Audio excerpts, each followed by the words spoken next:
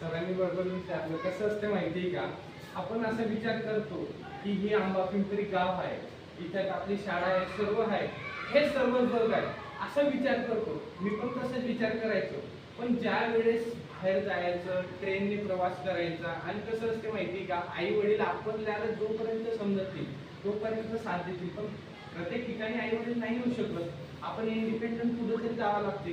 मी नवीन शहरात गेलो, आपण कसं बोलतो तर लोक आता कसं शहरामध्ये असतात, त्यांना सर्व फॅसिलिटीज असतात, तर ते एक्सपर्ट असतात प्रत्येक गोष्टीमध्ये. तिकीट काढायचं, मेट्रोने जायचं, कुठं जायचं, कसं लोकेशन वगैरे बघायचं. आपण खेडेगावात गेल्यानंतर आपल्याला समजत नाही. पण तुम्हाला सांगतो, आज डिजिटल युग हे तुम्ही शिकू शकता. पण त्यावेळेस तसं काही नव्हतं. मी घाबरायचो, मी बोलता ना कोणी हसायचं की हा खेडेगावात आलाय, कसा बोलतोय. मग हळूहळू आपण परिवर्तन करायचं.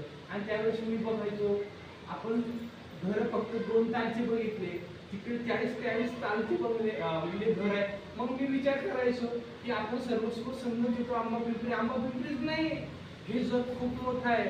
लोक पुढे गेले आणि हे मोठमोठे बिल्डिंग आपण म्हणजे असं मानवरती करतो तरी संपत नाही.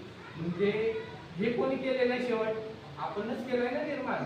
इंजिनियर कोण आहे? आपणच आहे. इंजिनियर काहीही करू शकतो, आहे ना.